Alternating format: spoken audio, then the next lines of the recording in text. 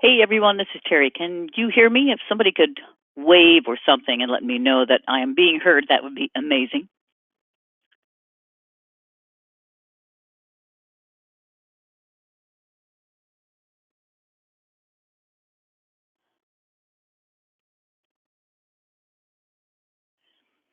All right, great. We will wait just a couple more minutes to see if anybody else comes on, and then we will get started.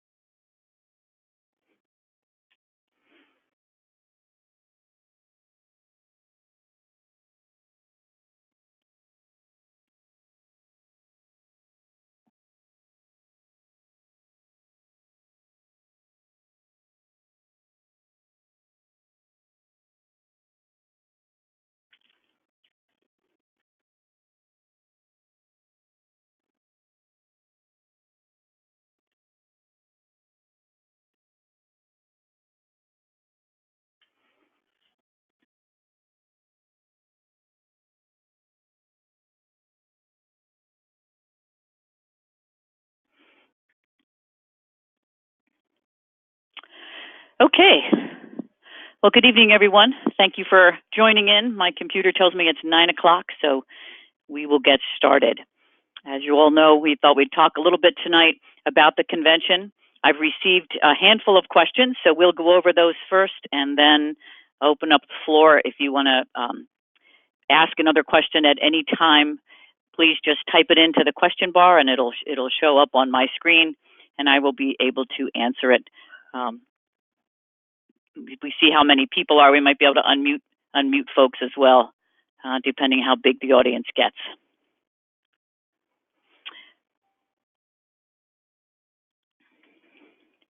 So this is me. If any of you don't know, I only showed it because I like my new picture. And this is the process. I'll go through the questions that have been provided to me, answer those. And again, if you raise your hand, I can unmute you and you can ask a question, or you can type in a question at any time. And after we've gone through the handful of questions that were submitted ahead of time, we'll get into the ones that you all write tonight. So first question, why should I attend a national convention? Can't I learn the same thing at a regional event? Short answer, at a regional event, you have about 5 to 6, 7 hours. And at this one, you have a grand total of about 36 hours. So you can learn a whole lot more. We have over 50 speakers, and we are doing 5 to 6 sessions during each of the 4 time blocks each day. So basically 20 to 24 sessions every day on Thursday, Friday, and Saturday, and a handful on Wednesday, which is our late start day. And the same thing at a regional event, we always have at least 2 experts on Williams syndrome, and then usually local speakers on some of the other topics, speakers who know about Williams syndrome, but haven't necessarily seen a lot of kids. At the National Convention, we bring all of our medical advisors and professional advisors who are available to attend. So that means instead of 2, there are 10 or 15 who will be there, plus researchers and parents who know so much. We can all learn so much more from each other, those of us who have walked the journey before we did. And so it's a wonderful opportunity to speak to, 300 to 400 other families. That's a lot of knowledge and a lot of wisdom that can be imparted. So definitely, I think those are the best reasons for attending a national convention. But beyond that, the individuals with Williams syndrome, your sons and daughters, had the opportunity to be with each other in far greater numbers than they ever can at a regional event or at a social event. So, all of our kids, as we all know, love everyone and particularly feel very at home when they're with each other. And so what could be better than spending a week with 100 of your friends? None of our kids get that opportunity back home. So it's really, it's a national convention. It's a time to learn. It's also a reunion. And much like a family reunion, there are times to learn, there are times to have fun, and there are times to share both the joys and the challenges that we have with our kids. So there are just lots of reasons to attend the national convention.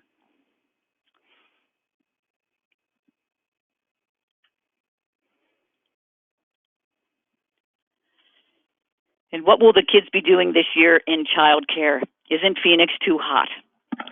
Well, it's definitely too hot to be outside.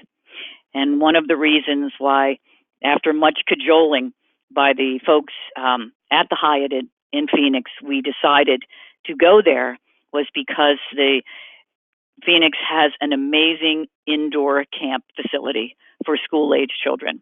So the school-age kids, who are usually the ones who would be outside the most, who would be outside most of every day in a day camp environment, will be at camp this year too, but it's all indoors, completely air conditioned.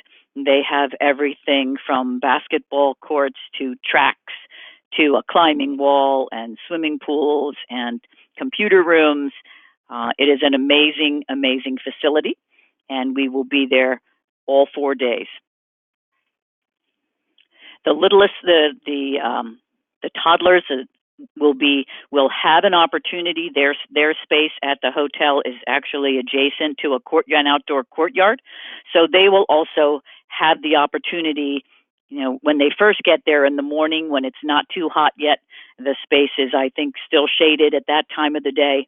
They'll be able to go outside and at least, spend an hour or so outdoors before they have to come into the air conditioning themselves. So everybody will have an opportunity to do all of the things that they typically do, but will be indoors a lot more than usual. The adults will spend a lot of time, of course, out going to other venues, but those venues won't be venues like outdoor zoos. They will be like the International Music Instrument Museum, which is an amazing facility. Each of our groups, from teens through adults, will be spending 4 hours there doing all kinds of interactive music. It's just an incredible place. And then the young adults and the adults in particular will be doing more sessions in-house. So we will bring entertainment to them. We will also bring education to them. So this year we have, for the adults, an entire strand of classes on employment, everything from how to write a resume and how to understand what kind of job you might like the most and be best at, to the opportunity to sign up for headshots and for personal coaching, for just all different kinds of things.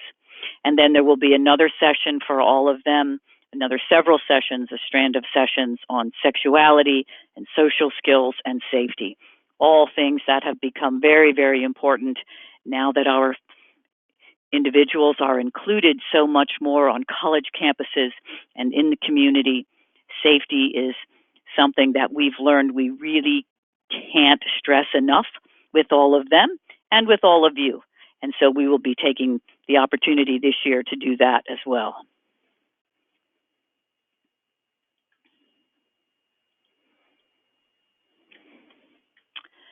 When are the bigger events so I can plan my travel? This is a great question. The biggest event, the sort of all convention event, will be held at Chase Stadium, the Diamondbacks baseball stadium, which is right down the street within easy walking distance of the hotel. And the good news about that walk is that 2/3 of it is through the air-conditioned convention center, which is right across the street. So again, it works out even in the hotter temperatures. And that event will be on Thursday, right in the middle of our time. And then the other big event, especially for the individuals, will be the dance. That will be on Saturday evening. And we planned it for Saturday evening because most of the folks who are in the eastern seaboard and the states kind of, in the eastern time zone will not be able to travel home Saturday if they attend all of the educational sessions unless they're willing to get home at midnight or 2 a.m. So we thought, knowing that many of them would be staying till Sunday anyway, we would have the dance on Saturday night. So there is nothing right in the beginning. Wednesday evening will be the grand opening. That is just a drop-in event. That's when we'll have all of our exhibitors. We'll have sort of strolling kinds of entertainment that evening. Thursday, again, will be at Chase Stadium. Friday is an open night for folks to do whatever they choose. And then Saturday will be the dance.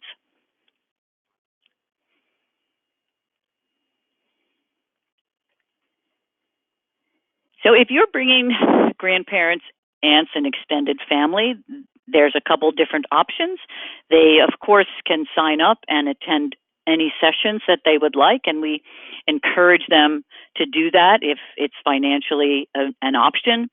There is lots and lots for parents and families to learn, family members to learn at the convention. If they don't want to do that, there are lots of things they can take advantage of in the city close by in Phoenix. As I said, the stadium is nearby, and we'll be there during the All-Star break. So that means that when the baseball team is not there, they do tours and those kinds of things. There are also several museums close by, and there's quite a nice trolley system within the city. So, and that again, that's air conditioned. So it's easy to get places within Phoenix, and so there are lots to do in the surrounding area if they don't want to stay at the hotel and attend sessions. Grandparents, aunts, anybody who loves to rock babies could also spend their time with our littlest kids who will be at the hotel who love to be rocked and held and had stories read to them. And we're always looking for folks to spend an hour or 2 or 4 with them.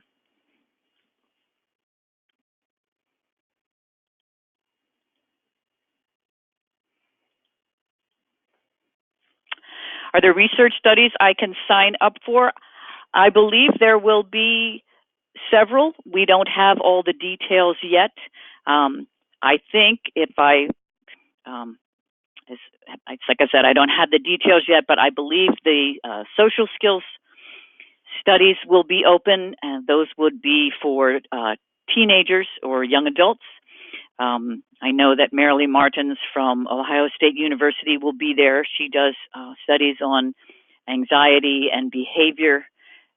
Bonnie Klein Tasman and Karen Levine will be seeing individuals, youth, ages, I want to say 4 through about 11, I think is what their studies are for. So there will be a host of different ones. There are a couple of other researchers who typically sign up to do studies at the convention, but like I said, I don't have all of the information yet. So will there be any studies? Yes, I can pretty much guarantee that, and we will have more details within probably the next 30 days.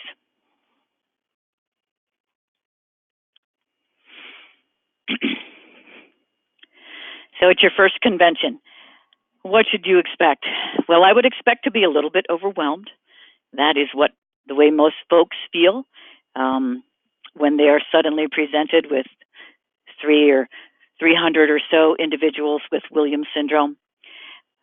But also, prepare to be just surrounded by very, very welcoming individuals, both with Williams syndrome and their parents.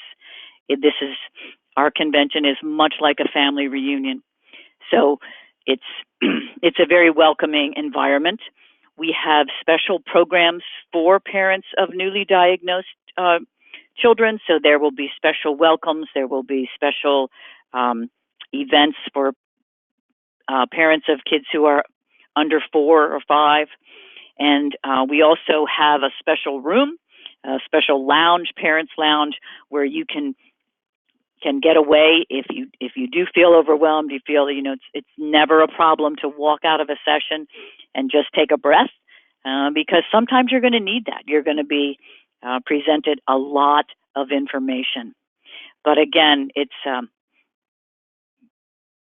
that is really offset by the amount of welcome you will feel, like I said, from the adults themselves who tend to spend a lot of time in the lobby greeting parents and talking to them, to just younger children who are going to run up and give you a hug, and to their parents who are always willing to answer any question you might have, and to certainly understand exactly how you feel if you're overwhelmed and need that shoulder to talk to.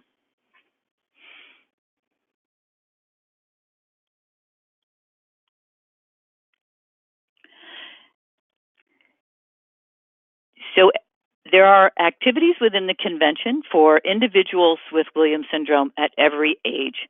So whether they're the infant whose parents we were just talking about, or parents of an adult who's in his 50s or 60s, there will be programs available, and all of those programs have chaperones. So for adults, we chaperone those programs at about 5 to 1. So every 5 adults will have a volunteer with them whenever they're out of the hotel, and most of those adults are also around during the classroom times, just supervising and keeping an eye on things. Now, as an adult, though, adults are released from their programs at the end of the day on their own. So we would expect them to be able to be on their own to get back to their room or to meet you in the lobby or whatever they might be doing. So younger kids, 17 and below, are signed in and out of all of the child care programs by their parents. But adults are on their own. So if your son or daughter needs to be, if you're more comfortable meeting them and coming to their meeting space within the hotel, just let us know on the convention questionnaires, and we'll make sure that they stay with us until you arrive. And again, I think I talked about all of the activities that will be available for them. They are going to the Musical Instrument Museum. They are having on the first day, we've got people coming in who actually do professional game shows. So I think they're playing Family Feud and a couple other things. Again, very, very professionally done. We've got other entertainers, coming in throughout the week, as well as having the individuals go out to many different places.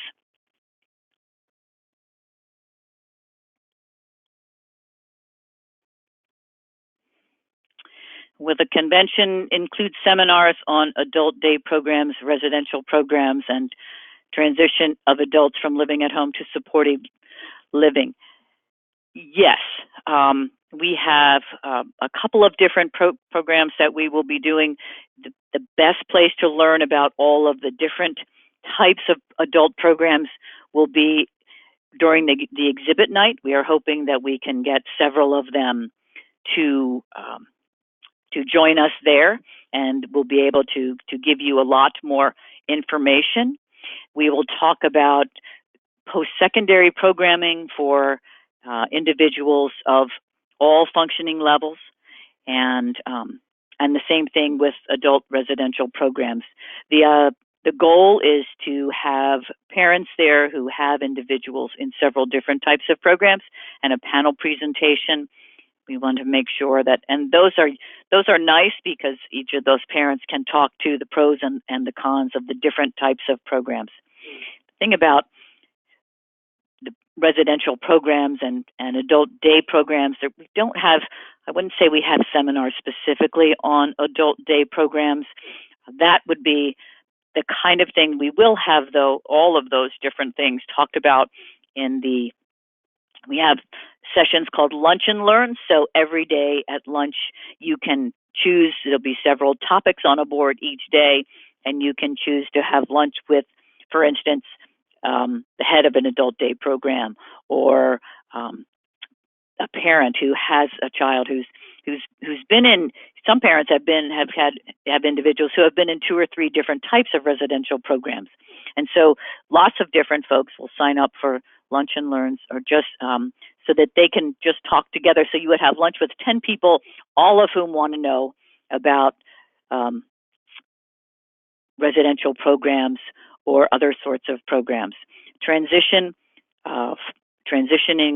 we have several sessions on transition, kind of coming at that from, transitioning from high school to post-secondary programs, from post-secondary programs to the community, from high school straight into the community. So lots of different angles on that issue will be covered. And again, we have also several programs on employment. The group called Creative Spirit. That's a nonprofit agency that places individuals in jobs, and throughout nationwide. They're just getting started. They're a couple years old, so they're placing on the East Coast right now, but working with companies that are national companies so that they can help place kids nationwide, and they will be, and others will be, doing sessions on employment as well.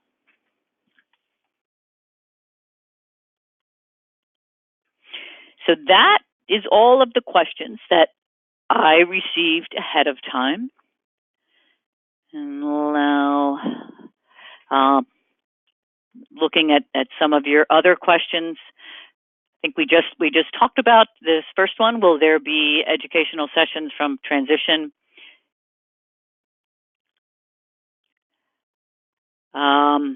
Will we have the mobile app like we did in Baltimore? Yes, we will, and it is improved, so it should be even better. They've made improvements, and we've learned more. So we think we'll be able to have you all really take advantage of the app to meet and greet each other, and as well as keep track of your schedule and your the individual schedules as well. Will there be any group sightseeing trips, such as to the Grand Canyon? We have not set up anything like that yet. We've been talking about it. I think what we may do is set up a Facebook page for families who are attending the convention, so that if several and we can put information there about the different kind of sightseeing trips that are available, the companies that do them, so that families would be able to sort of find each other on that web page, and then set those trips up. That way you don't need a huge group necessarily, and those who want to do similar things will be able to do that. Is the registration for the convention open? No, it is not. It will open. Drop dead deadline is the 10th of February, so probably in about a little under 10 days, or a little over 10 days. I have the program just about in place, and now we have to build the registration. But so it'll be coming out. It'll be coming out very soon.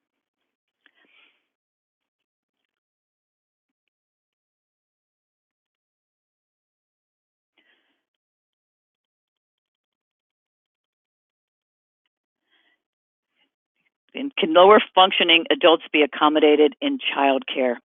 At this time, we are not prepared to, depending on what you mean by lower functioning adult. Again, we have most of our adult programs are staffed at 5 to 1. However, there is the opportunity to have a one-on-one attend with the adult. We always have a handful of folks who bring one-on-one support with them, so that those individuals can be out in the, participate in the programs with everyone else. You'll have a schedule of all of the things that are going to be, the places they're going to go, the things that they will be doing, and you could pick or choose, what might be better venues for your child to visit. Somebody wants to know, what's the weather going to be like? I'm pretty sure it's going to be sunny and about 115. Yeah.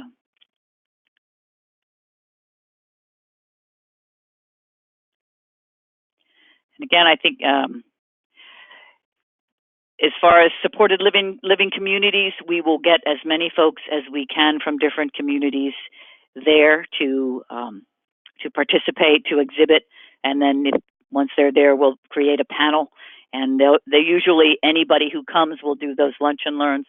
But I don't have a real good handle right today on what those programs are. There is one program that I know will be there, and David, it's called Lana Azul, AZUL. You might want to look them up ahead of time.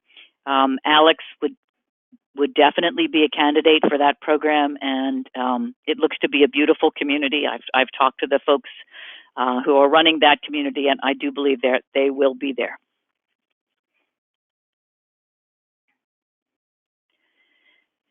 What kind of transportation will be available from the airport to the hotel? You can take a trolley for $4. That's the least expensive. It takes about 45 minutes. Or you can take a cab for about $20 and Lyft for somewhere around $15. And I believe there are airport shuttles, group shuttles too, that cost more on I believe about $10 per person. For a whole family, it might be a little bit different. But the airport is only about 15 or 17 minutes away from the hotel. So it's really an easy drive, and like I said, lots of different opportunities.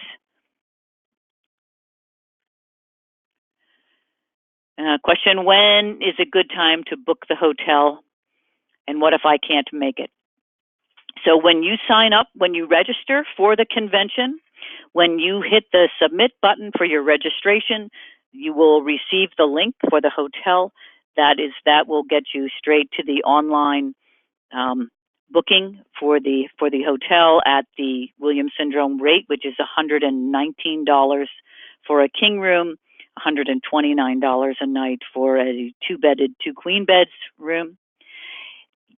If you call the hotel, once registration comes out next month, you can also book. At the time of booking, the hotel will take 1 night's deposit, and as long as you cancel that room within 60 days of the convention, you will get a full refund.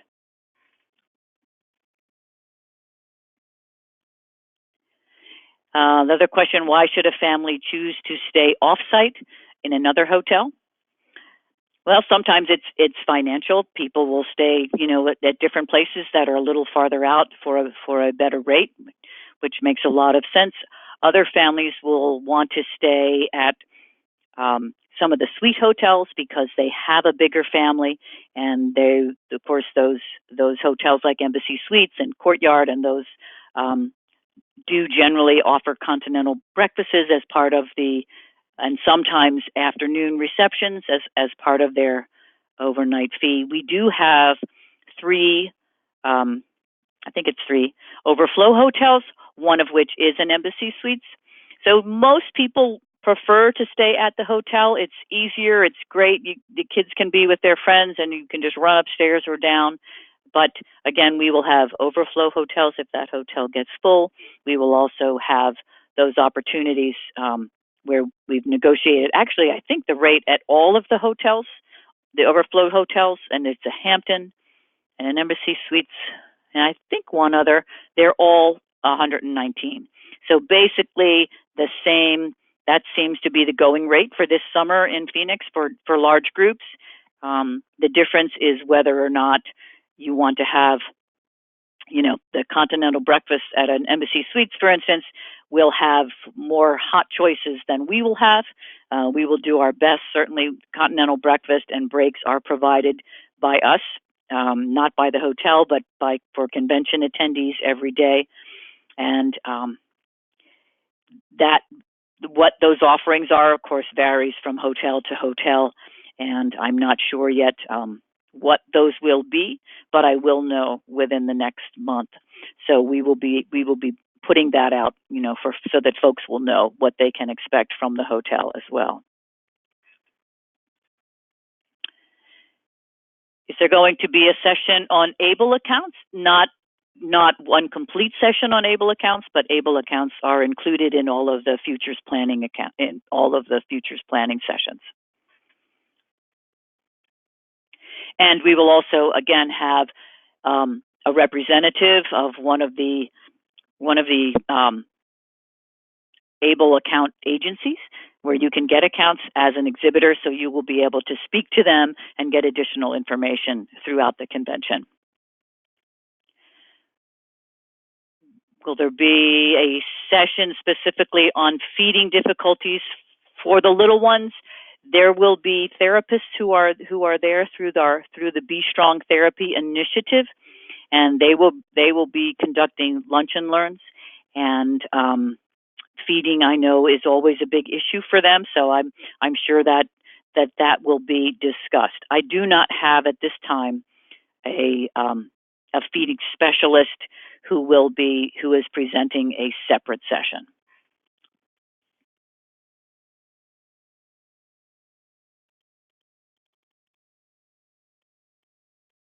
Of course, there's also many parents who have a lot of information on what helped them get through feeding difficulties. And again, this is the time when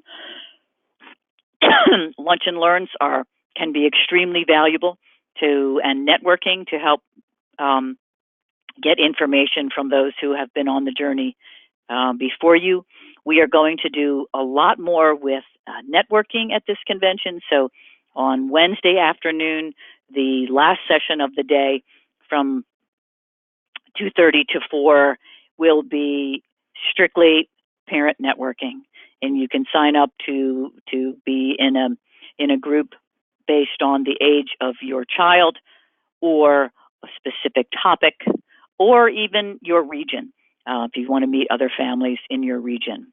So and we are going to have those opportunities on Wednesday afternoon and again on Saturday afternoon, so that if lots more questions have come up as you've been bombarded with information for a few days, on Saturday afternoon, you'll have another opportunity to get together with other parents to talk about the things that you've learned, and perhaps you initially wanted to specifically network with folks who have children with a cardiovascular issue because that's something that you're facing right now. Then on Saturday, you might want to network with other parents of similar age groups so you can talk about lots of other topics as well.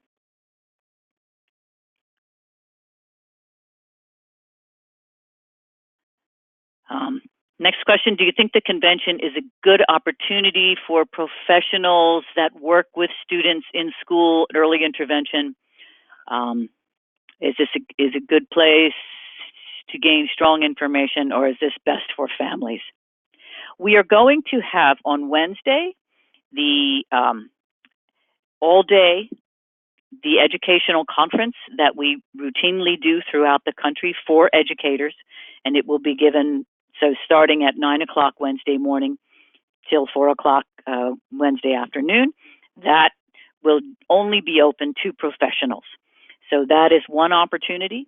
Then on Friday, we'll be also providing the educational conference that we give to educators, but on that day, it will be geared towards parents, because we feel the audience, a lot of the parents would love to sit in on that educational conference, but it will be, again, geared to that audience. However, any professionals who are there, I think throughout every day, there are things that they can take advantage of.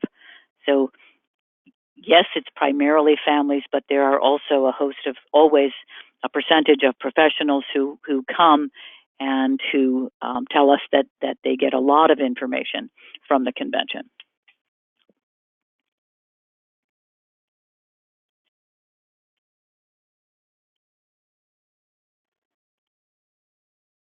Here's a question. Does future planning include what to do if you don't have a sibling, family member, or friend to be special needs trustee or be their guardian once parents are deceased? Yes, I think all of the future planning folks, and we have actually a group from Arizona, as well as Meredith Green, who is the parent of a teen with Williams syndrome, and a trust expert in Massachusetts. They will each be doing sessions. They always talk about these things, about how to find a trustee when you don't have someone in your immediate family that is right to appoint. So yes, and there are also specific sessions. There are 2 different sessions on guardianship and the different types of guardianship, alternatives to guardianship, supported decision making, etc. So I think we have quite a good depth of information about futures planning. This question: how would you suggest I prioritize my time with all that is offered? Many parents say they struggle how to spend their precious time with all that is available. I think that's always hard, and the best thing to do is to purchase for $69 the audio recordings of every single session.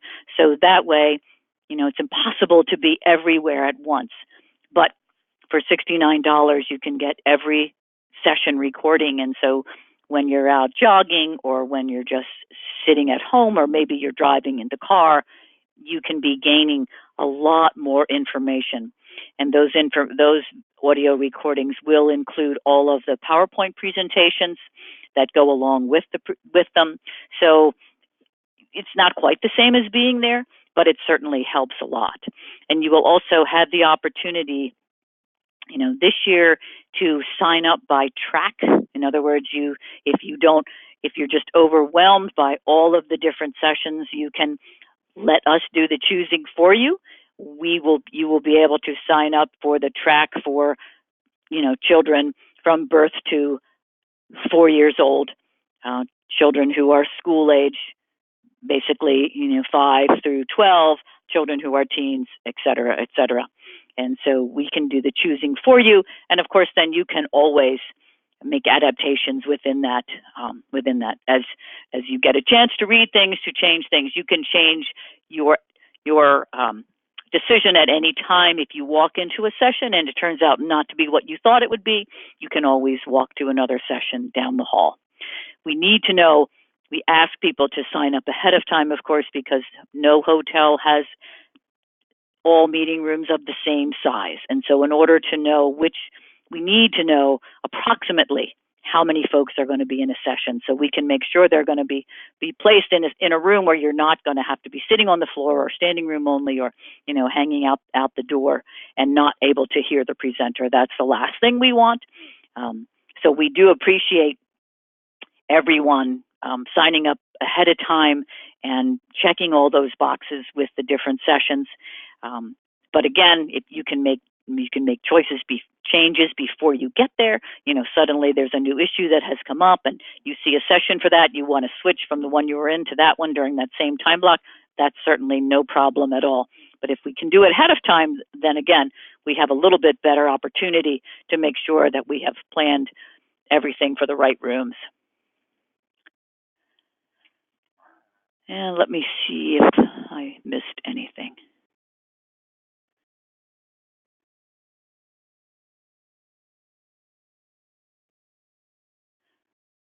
I think that I have gotten most of the questions. There's a question from an adult with Williams syndrome, I believe, who wants to know what's the weather and what are they going to do and how are you going to get there. And you will be mostly traveling by a coach, by a bus, to get to where you're going. And again, I don't have all the details tonight, but I will have more and more details as the days go by. The other thing that we're trying to do this year is to, if you keep track of the Facebook page and social media, the WS support page, we'll have regular notices that are going out, which will talk more about the individual programs. And if suddenly a new speaker is coming, and we want you all to know about that. If we suddenly have, once we know the list of all the post-secondary programs that will be there, all of the housing residential opportunities that will be there, those will be posted. So you'll know all of that as much as we can. We're going to try to get that information out to all of you ahead of time. So you don't have to wait till exhibit night to see who the exhibitors are or to see what special panels we might be adding. The same thing for the lunch and learns, for roundtable discussions. All of those topics that we have will be posted in the coming weeks.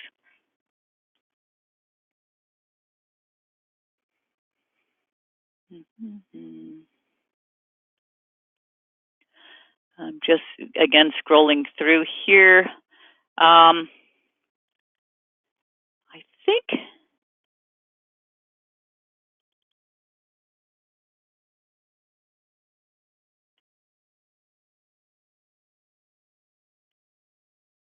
think that I have got you all. Here's a new question. Will there be another Q&A like this once registration materials are released? There certainly can be. If there is an interest, we can definitely do that. And is there a way to stay in touch with families after we leave? I would say, we do not publish lists of email addresses or phones. We do publish a list of all of the attendees, and the best thing to do, I always say, is to make little business cards. Often, when I often go to conferences, I've got a little business card with my personal, email and phone, and I just hand them to folks and ask them, for their information and collect as much as I can. There was a time many years ago when we were a much smaller organization when we actually could provide all of that information, but that is tough to do today.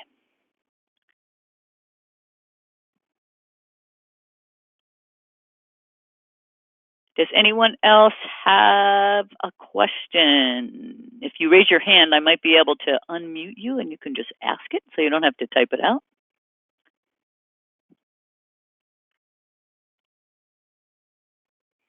One of the things that no one asked a question about, but we are actually going to have some smaller sessions at this convention, where we are calling them fireside chats for lack of a better term. They will be meant to be highly interactive sessions, so sessions where the audience is very participatory, and so that's new this year. We are also WSA in 2020 is creating a podcast channel. We are having the call letters will be WSA Radio, and we will be also doing some. We hope anyway to be doing some live.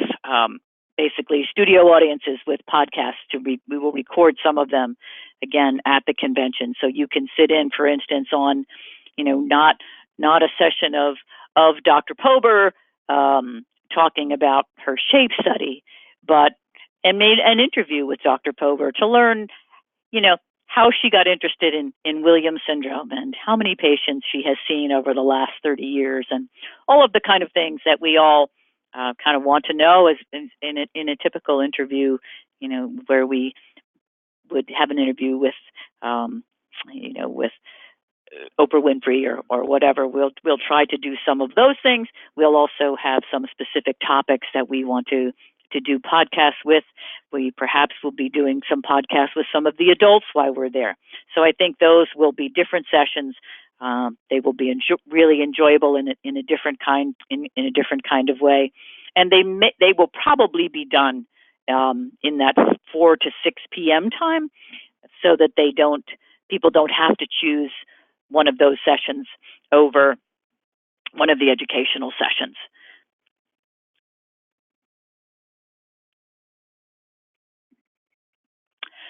Another question that just popped up: will there be financial assistance with the cost of the convention? Absolutely. We are already accepting scholarship applications. We have allotted $70,000 to help families get to the convention.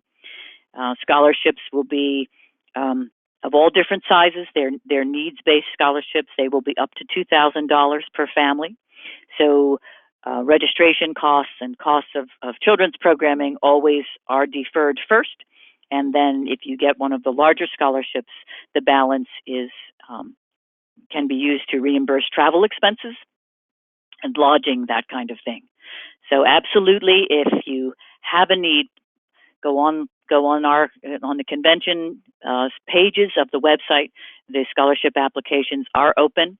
They will stay opened until the end of March, and then the scholarships will be awarded within 10 days of closing of the applications, if not before. Some of them will let folks know right away, but if you do apply late and there's money still available, we'll let you know within 10 days, so that you'll still be able to make reservations, for instance, for flights. You'll still have 60 days before the convention. We'll make sure that that's not a hardship, that we get everybody the information quick enough.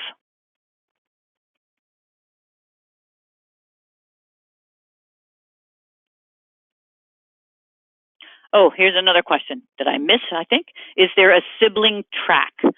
No, there is not a specific sibling track.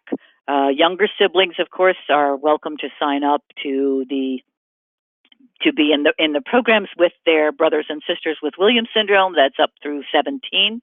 There will also, there will be a sibling reception, so that the siblings can get together. That will probably be on Wednesday evening, the evening of the grand opening.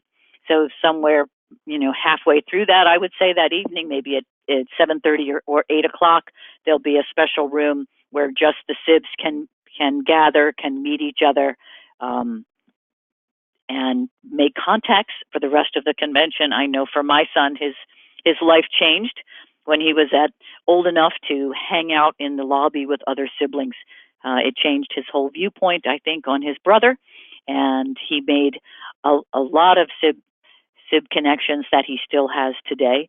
They become almost like cousins. Several of them were counselors together at our music camp, and many other things like that, connections like that. So it's really wonderful for the sibs to get together. So we will be having that. We will have a sib shop for the kids who are out at the day camp program out at the Kroc Center.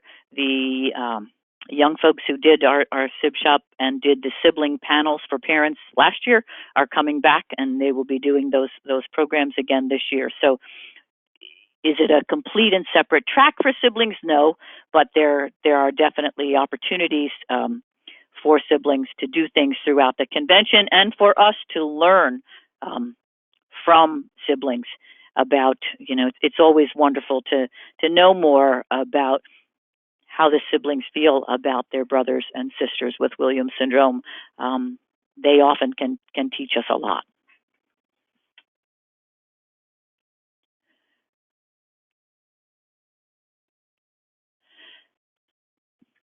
What ages for the sibling reception? That's a really good question. I would guess it'll be probably somewhere in the range of 10 to, any age after that, 10 and up, something like that.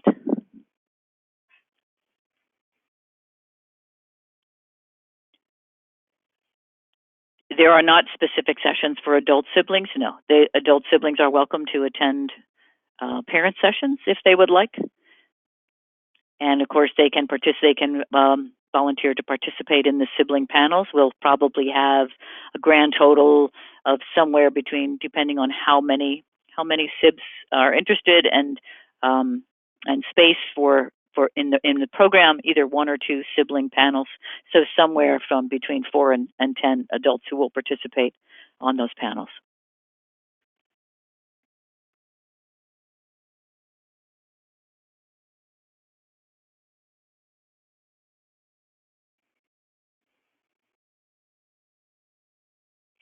Okay, well, that seems to be all of the questions. I thank you all for your attention. If you, again, if you have any further questions, please send us an email. Happy to answer that way, or to give you a call if you need, additional information that's better suited to a phone call. Give us a holler. We're always here, 248-244-2229. Again, thank you all for coming to this webinar. I hope you have found some of the answers you needed, and I hope we'll see you all in Phoenix. Good night.